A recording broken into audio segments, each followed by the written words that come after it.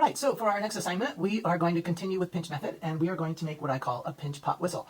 Some people will call them ocarenas. I've not done this but a couple of times, so we're going to kind of work through this together. We're going to start with a small amount of clay. We're going to make ourselves a pinch pot. We're going to add a bottom to that pinch pot, and then we're going to add a mouthpiece, and then we're going to cut the proper opening so that hopefully it will whistle, and then we're going to decorate it and turn it into some sort of an animal or a creature. So I've got a couple here, some that are a little more creative, some a little simpler. So this is the first one that I did. It's basically a pinch pot that has had a bottom added to it, and we've cut the opening and added the mouthpiece so that it'll whistle, and we've added one little hole here, kind of resembles the eye, and it is a nice little whistle. So then you're going to decorate it. I tried to make it look kind of like some sort of beetle or creature, but this is the first one I made, fairly simple. Second one I made, I decided to do a little bit more with it. This one's a little bit bigger. The bigger the pinch pot you make, the lower the tone it seems to have. The smaller the pinch pot, the higher the pitch or higher the tone. So this one I tried to turn into an octopus, so I took the same shape. It's still got the same cutout for the whistle and the mouthpiece, and then what I did is basically make little coils and wrap them up the edge and attach them to turn it into an octopus. So that's this one here. It does not have a glaze on it. It has some red iron oxide painted on it and brushed away to give it kind of a little bit of a crusty look. And then this year I have done a recent one that is a turtle. So I tried to basically turn it into a turtle, put some little feet and a head on it. The tail in the back is the mouthpiece. I've given it a couple holes on the sides here, and you can basically play a couple tones. And I don't know a whole lot about the ocarenas, but I believe depending on where you put the holes in the spacing helps you create like more of a scale in terms of notes. So I'm still experimenting, learning a little more about how to make them, but hopefully we can at least get you one started and one that at least will make a nice whistle sound. So we're going to, again, start off with a small ball of clay. We're going to make it into a pinch pot. We're going to make ourselves a slab using our slab roller. We're going to attach that to the bottom and so that we get the hollow shape. Then we're going to go ahead and form a little cube shape or a little ball, and we're going to attach that. That's going to be our mouthpiece. And then we're going to use some popsicle sticks to push through to make the opening for the mouthpiece. And then we use some X-Acto knives to cut the space that we need to cut so that it'll whistle properly. So we will kind of progress little by little. And I'll go ahead and make a video through the whole thing and try to zoom in on the parts where we cut the opening on the bottom, because this is the trickiest part here to get correct. And hopefully as I zoom in, you guys will see that clearly and won't have any problem with your whistles. Okay, so I am going to go ahead and jump in and start with making my pinch pot.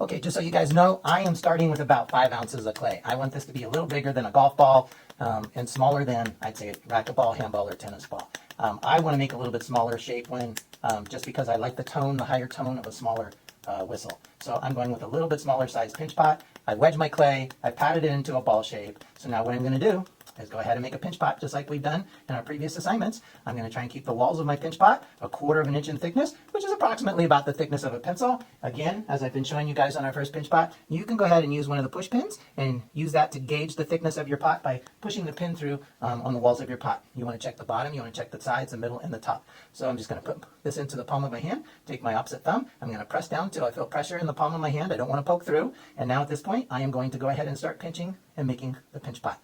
And it's just as we've done in the previous assignment, we're using the pad of our thumb, the pad of our forefingers. We're trying to leave the thumb on the inside, not the fingers. And we're just going to turn it ever so slightly and pinch with the same amount of pressure, nice and evenly. We don't want to pinch too hard, too fast. We don't want to squeeze the clay real hard in one spot and light in another, because then we'll get big finger marks and we'll get an uneven pinch pot. So we do want to try and do all the things that we learned in the previous assignment about making a pinch pot and incorporate those just the same into this pinch pot whistle. So I'm opening up the pot, and again, my thumb is on the inside. I'm trying to keep my fingers at about 90 degrees to what my palm of my hand is, and I'm just trying to pinch gently and evenly. I'm trying to pinch around the bottom first, then I'll work my way up to the middle, and then finally to the top.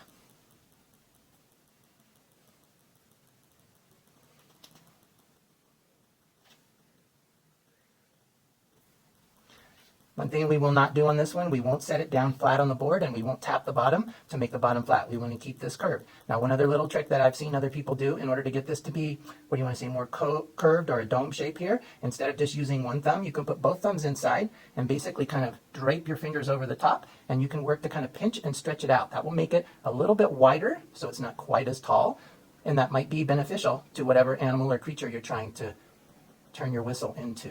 So you can see it's kind of stretching it out, widening it a little bit, and it's going to keep this top part more of a dome shape and less pointy. And you can use your fingers here to just kind of press down to help shape it if you need to. Once you get it into that kind of flatter shape, if that's what you desire, then you can go back and you continue pinching the walls just like you would a normal pinch pot.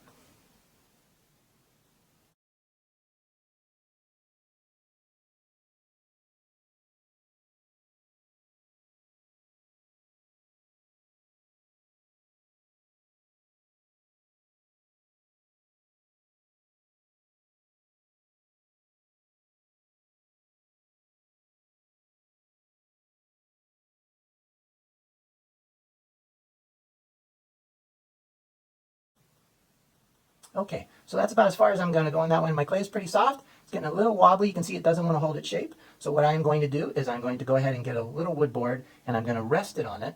For now, I'm just going to put it on this board. And I'm going to go ahead and rest it on it and let it sit and start to get somewhat leather hard. And that means I'm just going to give it some air and let it dry so it'll firm up and hold its shape a little bit better. All right, so I have the one that I just made here, which is, I'm going to leave out to dry a little bit, but I had pre-made one. About the same size, same amount of clay. This one's a little bit firmer, it's holding its shape better. So I'm going to switch over and start working with this one so we can move on with the demonstration. So what I want to do now is I'm going to take some of my extra clay that I had left. I'm going to go ahead and pat it down with my hand, and I want to go ahead and make a slab that's going to be big enough to cover this bottom portion. So I'm going to go ahead and flip it a few times on my board just to expand it, and then I'm going to go over here in the background to our slab roller, and I'm going to put it through the slab roller so that I know it's a nice even thickness. And that thickness usually is set at about 1/4 to 3/8 of an inch. So you'll probably see me in the background here. I'm going to go run and put it through the slab roller.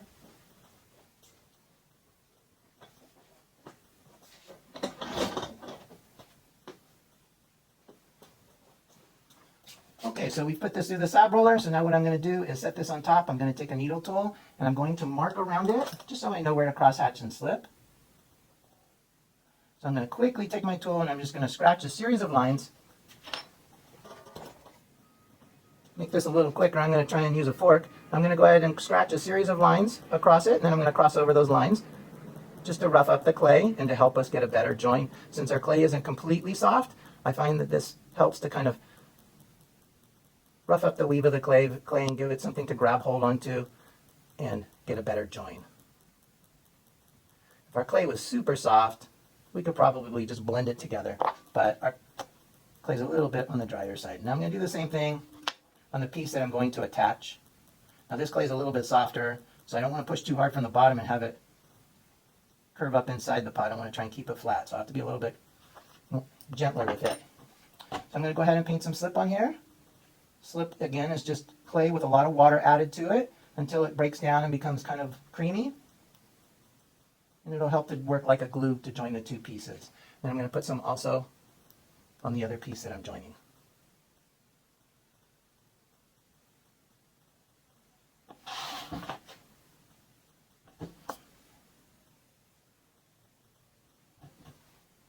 All right, we're just going to go ahead and push these two pieces together.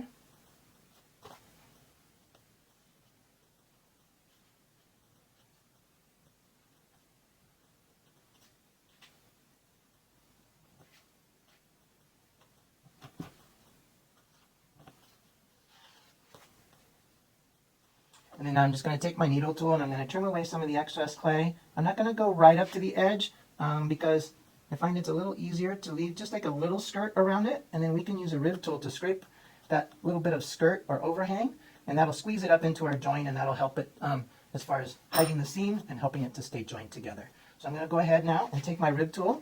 A rib tool is one of these little wooden tools where we use the edges to scrape and form and help us shape things. They also make them in hard rubber, plastic. Sometimes you can just use a gift card or your school ID, and that will work the same.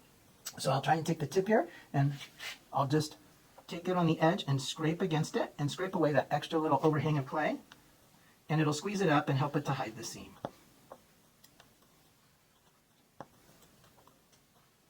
And it likes to stick to your tool, so clean your rib tool off as you make each swipe past it.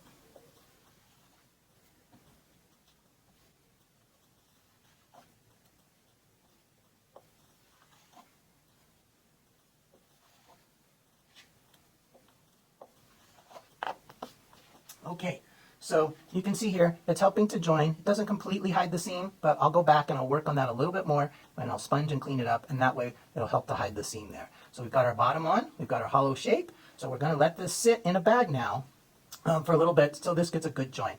Then we'll be adding the mouthpiece and then cutting open the section and getting it to whistle first. Once we get it to whistle, then we're going to go ahead and start to work on adding features to it to turn it in to the animal or the creature of your choice. All right, we'll give this a little chance to firm up and dry, and then we'll be back with the rest. All right, we are back here to continue working on our pinch pot whistle, and I've got my pinch pot that I made yesterday, and then I attached a slab bottom onto it. So at this point, it has sat in a bag overnight. It's had a chance to go ahead and firm up just a little bit. And so now what we're going to do is we're going to go ahead and add the mouthpiece to it. So you're just going to take a small little lump of clay, and what I like to do is just kind of roll it back and forth between my hands after putting it into a ball shape. And then I will go ahead and tap it on my board and kind of put it into more of a cube shape.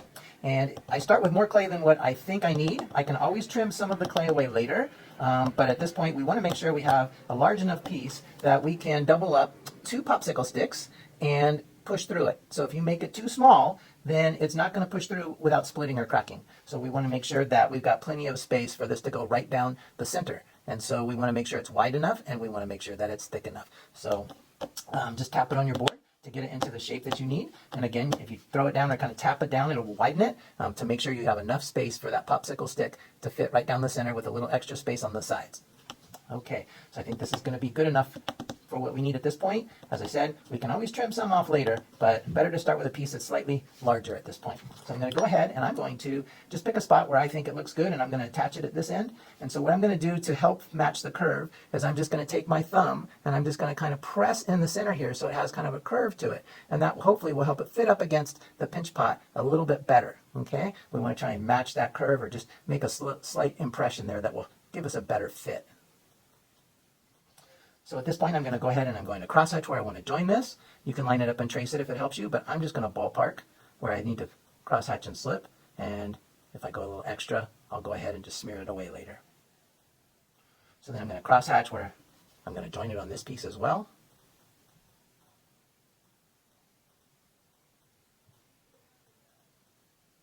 And I'm going to paint both of the pieces with slip. Let it rest there for a second.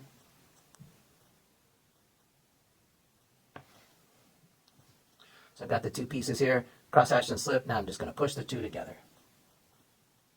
And really make sure you get a good kind of push or join on that. We don't want to, and try to get it centered up wherever you're putting it on your pot. If you'd like it to be in the center, I think it helps. All right, so we've got that joined at this point. So I'm going to go ahead and I'm going to clean off some of this extra slip. I just take my finger and smear it into the edges and wipe it away. Okay, so pretty quick, pretty rough in terms of that. So now what we're going to do is we're going to go ahead and just kind of, using your finger, push it in so we get a good joint. Just smear it in there. Go ahead and keep kind of pushing against it, trying to work it in so that we don't have a big gap, or any gaps, I should say, where we've attached it. We want it to look like it's one piece together. You can smear it from the bottom, smear it on the sides, but we just want to push it together so we don't really see a seam there. And it's hard to get in there with your fingers, especially as the slip is still sliding around, but do continue to try and just kind of work with that so that you know you've got a good join, so hopefully if it gets bumped, it's not going to pop right off.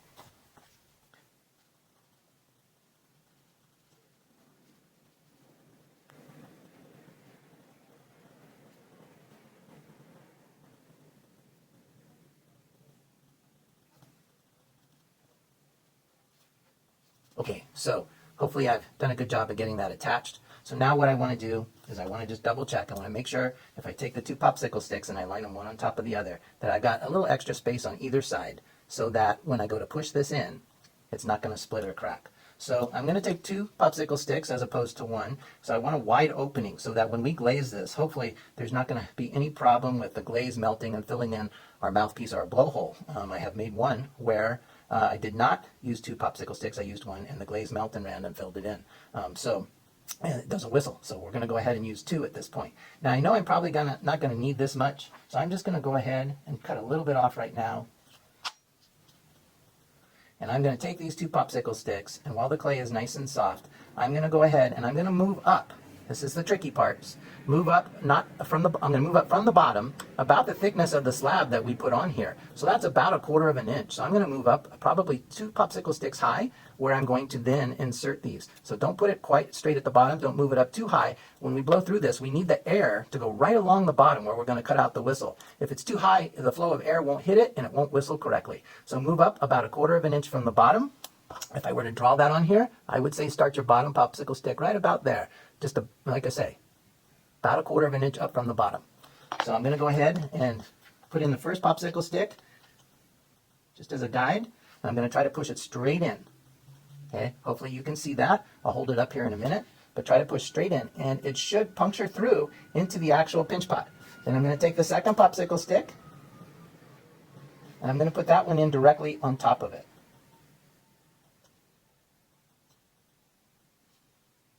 And you'll feel a little resistance when it hits the wall of the pinch pot, but as you go through it, it'll slide in easier and you'll realize, okay, I've gone through.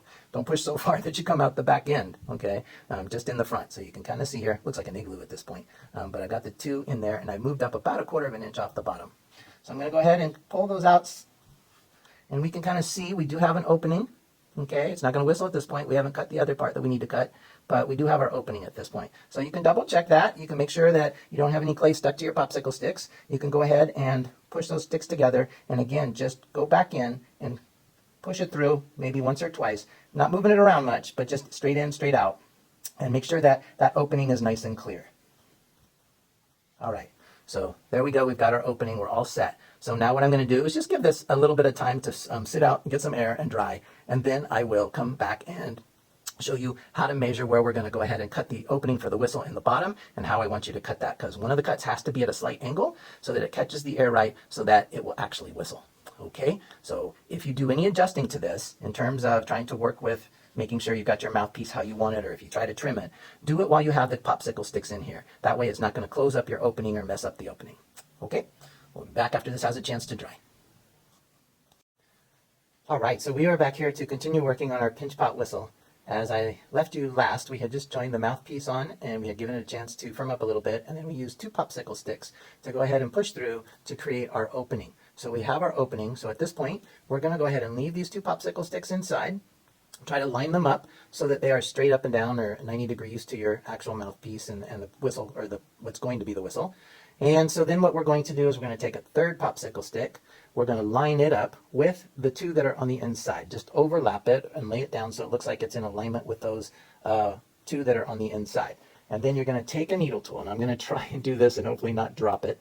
I'm going to get it lined up, try and get it in the center the best that I can.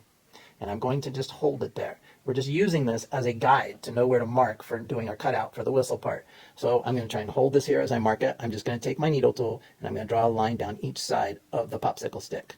Okay, so that will hopefully let me know the width of what I need to cut out for my whistle. So I'm going to go ahead and take this away now. So the next thing I want to do is I want to move in to draw kind of where the whistle is going to start, the hole for the whistle. I want to move in what I remember the thickness of my pinch pot being. So I try to make everything about the thickness of a pencil. So I'm going to move in about the thickness of a pencil, and I'm going to guess that's probably somewhere about here. And I'm just going to draw a line across here so I know that that is where I want to start my cut.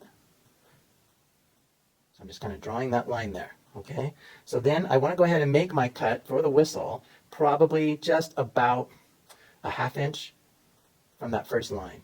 And I'm just guesstimating here. We don't want to have it come way down here where we drew these extra lines. It's just a tiny little square or notch that we're going to be cutting, but it has to be in the right place, and on one of the cuts it has to be at a proper angle. Otherwise it's not going to whistle for us. So hopefully you can see that here. You can smear these lines away if they confuse you at this point. We don't need them there. So we're going to start our cut just about a 1/4 inch from the top, and then we're going to come down about a 1/2 inch, and that's where we're going to make our second cut. Now when I cut it, I like to leave the popsicle sticks inside. I let the tip of my X-Acto knife, because we're going to cut it with a knife, not a needle tool. I let the tip of the X-Acto knife kind of hit those popsicle sticks, and I can feel it on the tip, and I use it as a guide as where to cut.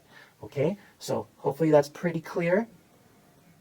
And now what we're going to do is we're going to take the X-Acto knife. Again, the angled side is our sharp cutting side. These aren't all really sharp, but they're sharp enough for what we want to use them for. So I'm just going to double check, make sure I got that lined up in the right place. So now what I'm going to do is I'm going to go ahead and I'm going to cut each of the sides except for this bottom one. This bottom one I'm going to save to last. That has to be cut at an angle, probably about a 45-degree angle. And if it's not at an angle and it's straight up and down, it's not going to create the, what do I want to say, I guess the way the air blows in and hits the edge of it is what makes it whistle. So if that's not cut properly, we won't get the whistle to happen. So I'm going to cut this here. I'm going to try and do it while here in front of the camera the best I can. I don't know if you'll be able to see. It's kind of hard for me to hold it and cut it and also stay out of the way so that you guys can see. But I just kind of put it in. I try not to saw so much. I try to just drag it. I think it makes a cleaner cut. So I've cut across the first one. Now I'm going to cut down the side edges. And I'm just going to stay slightly inside the line I drew so that it's not wider than a popsicle stick.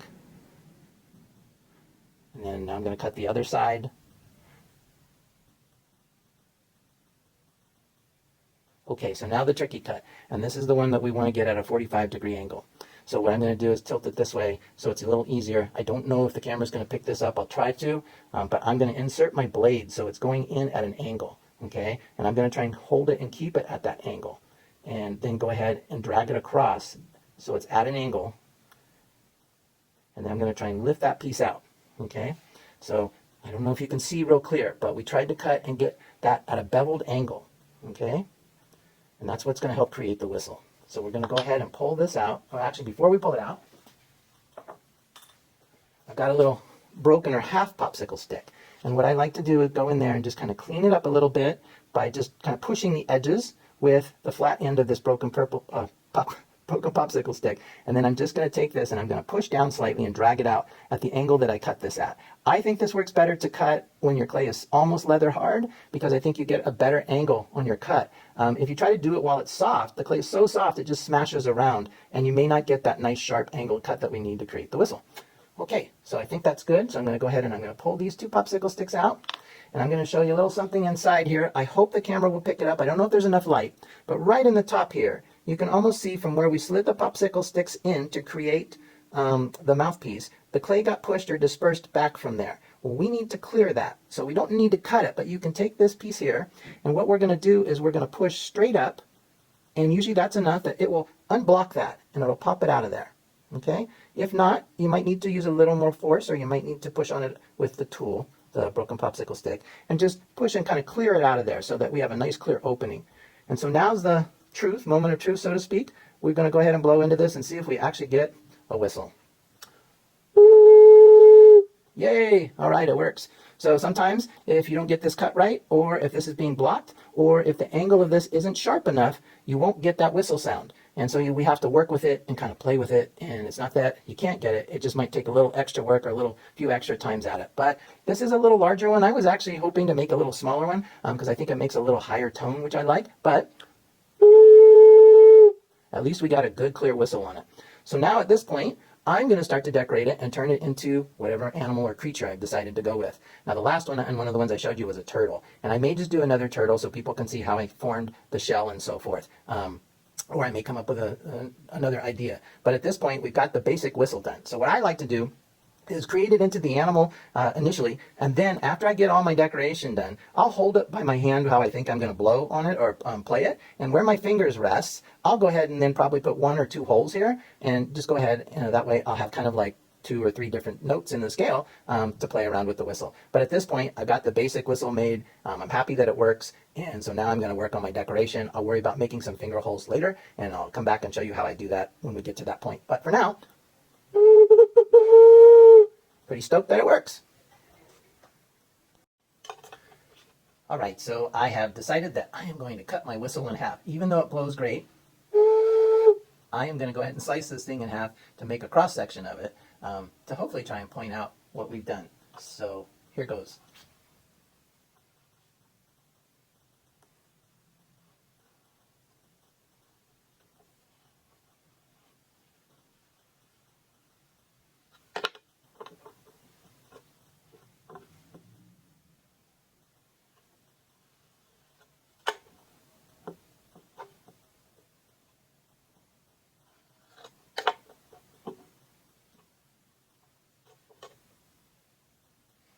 Okay, so I'm going to hold this up and kind of explain the best I can. So This is a cross section. This, if we were to look inside your pinch pot whistle, this is what you would see. And you can see that we had the 2 popsicle sticks that